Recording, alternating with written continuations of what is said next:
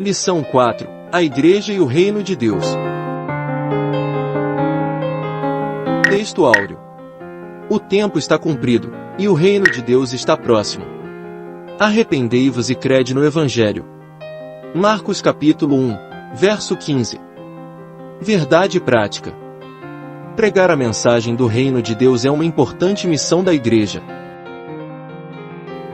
Leitura bíblica em classe. Marcos capítulo 1, versos 14 ao 17. E, depois que João foi entregue à prisão, veio Jesus para Galiléia, pregando o evangelho do reino de Deus e dizendo: o tempo está cumprido, e o reino de Deus está próximo. Arrependei-vos e crede do evangelho. E, andando junto ao mar da Galiléia, viu Simão e André, seu irmão, que lançavam a rede ao mar, pois eram pescadores. E Jesus lhes disse: vinde após mim, e eu farei que sejais pescadores de homens. Os objetivos da lição são 3. Primeiro, relacionar a natureza do reino de Deus com a nação de Israel, bem como seu propósito com a existência da Igreja. Segundo, apontar as dimensões do reino de Deus nas realidades presente e futura. Terceiro, destacar a Igreja como projeto de Deus e expressão de seu reino na plenitude dos tempos. Introdução. A Bíblia apresenta Deus como um rei que exerce o seu governo e domina sobre tudo o que há. Sobre o seu reino, governa soberanamente. Nesta lição, apresentaremos uma compreensão do reino de Deus a partir de sua natureza e da sua relação com a Igreja. Nesse aspecto, mostraremos o reino divino na sua dimensão universal e soberana, bem como sua realidade presente e futura. A Igreja é vista como parte desse reino e, por isso, Deus a estabeleceu para viver, pregar e manifestar a vida do reino divino.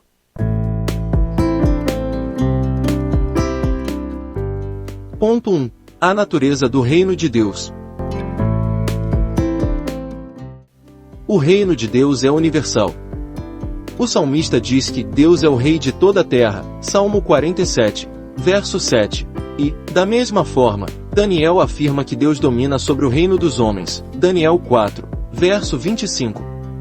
Assim, as Escrituras revelam um importante aspecto da natureza do reino de Deus, a sua universalidade. Deus é o Rei universal e, como tal, tem domínio absoluto sobre sua criação, sobre reino e governos humanos, bem como sobre todas as hostes angelicais, Daniel 4, verso 35. Isso significa que nada nem ninguém está fora do seu domínio.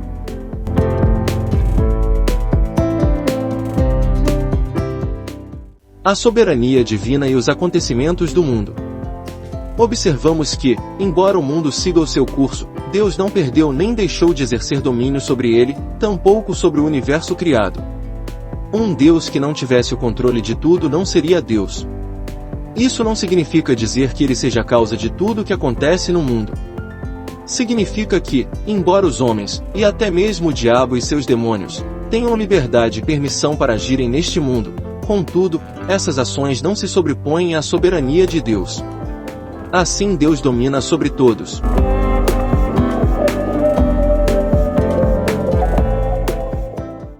O reino de Deus, a nação de Israel e a Igreja. O Antigo Testamento revela que Deus escolheu um povo, Israel, para reinar sobre ele e através dele em um governo soberano teocrático. Quando Israel estava organizado em um regime tribal, Deus reinava sobre ele, de forma soberana, exercendo seu governo teocrático sobre seu antigo povo. Israel, por isso, era um reino sacerdotal. Dessa forma, quando escolheu Israel, Deus tinha o propósito de abençoar essa nação e, por meio dela, todos os povos. Esse propósito se concretizou na pessoa de Jesus Cristo, o Filho de Davi, que por intermédio de sua morte e ressurreição estabeleceu a Igreja.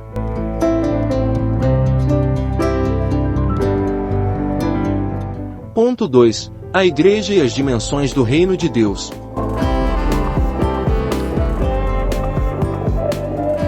O reino de Deus como realidade presente. Nos Evangelhos, vemos Jesus chamando a atenção para a dimensão presente do reino de Deus. Por exemplo, Mateus registra Jesus libertando e curando um endemoninhado cego e mudo. Esse fato extraordinário provocou o ciúme e a ira dos fariseus que o acusaram de fazer isso pelo poder de Belzebu. A resposta de Jesus foi reveladora, mas, se eu expulso os demônios pelo Espírito de Deus, é conseguintemente chegado a vós o reino de Deus. Mateus 12, verso 28. Nessas palavras do Senhor, vemos um aspecto importantíssimo na compreensão da identidade do reino de Deus, a sua realidade presente. Em outras palavras, com o advento de Jesus, o reino de Deus já estava presente entre os homens. Nosso Senhor disse que o reino de Deus havia chegado. Logo, esse reino não é algo subjetivo, mas concreto, real.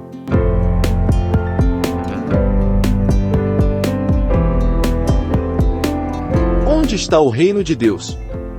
O reino de Deus como realidade presente não está relacionado ao espaço geográfico, mas com a presença de Jesus, pois onde a presença dele está, o reino de Deus se manifesta. Em outras palavras, toda vez que pessoas são salvas, curadas e libertadas do poder do diabo, o reino de Deus está presente. Ora, o reino de Deus estava presente no ministério de Jesus, pois ele mesmo era a manifestação do reino. Estava presente no ministério apostólico na igreja primitiva e, finalmente, está presente por intermédio da igreja de Cristo na presente era.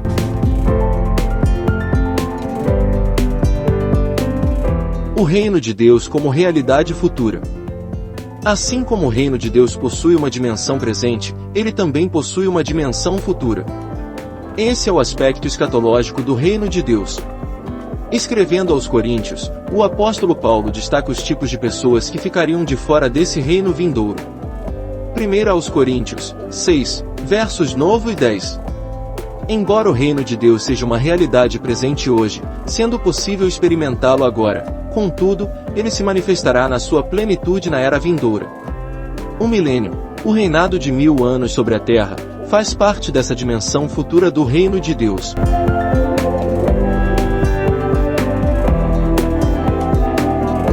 Ponto 3. A Igreja no contexto do reino de Deus.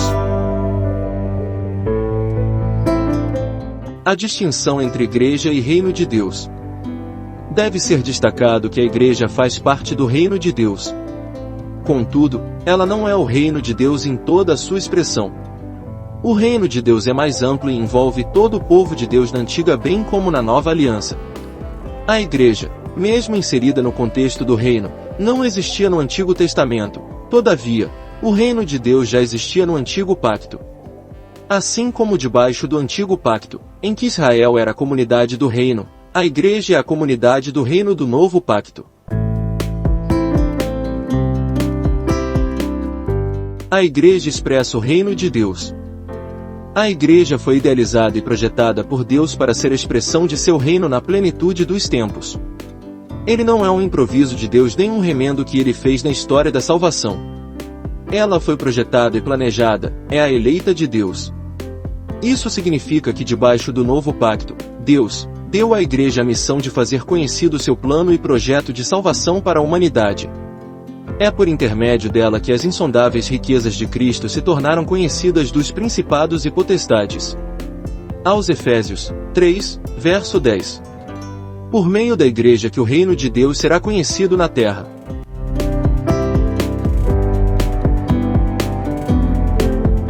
A Igreja e a mensagem do reino de Deus. Pregar o reino de Deus é a importante missão da Igreja. Falando aos presbíteros de Éfeso, Paulo recordou que pregou a eles o reino de Deus. Atos 20, verso 25. Quando já prisioneiro em Roma, vemos Paulo pregando o reino de Deus. Atos 28, verso 31. Os novos na fé eram conscientizados da realidade do reino de Deus. Atos 14, verso 22. O reino de Deus é a mensagem de esperança feita àqueles que o amam. Tiago 2, verso 5. Portanto, pregar a mensagem do reino é a missão da Igreja. Essa missão só é executada quando a igreja local possui uma visão do reino. Isso significa que a igreja sabe o que o reino de Deus é e que importância ele tem. Quando esse entendimento não é claro, então, a igreja local acaba saindo da sua rota e envereda por outros caminhos que a distanciam da sua missão, que é pregar a mensagem do reino de Deus. A esse respeito, Jesus foi bem claro em dizer que o seu reino não é deste mundo. João 18, verso 36. Conclusão. Nesta lição aprendemos um pouco mais sobre o reino de Deus. Como disse alguém, a igreja não é idêntica ao reino de Deus, pois este é maior do que ela. Todavia, a igreja é o instrumento presente do reino e herdará o reino.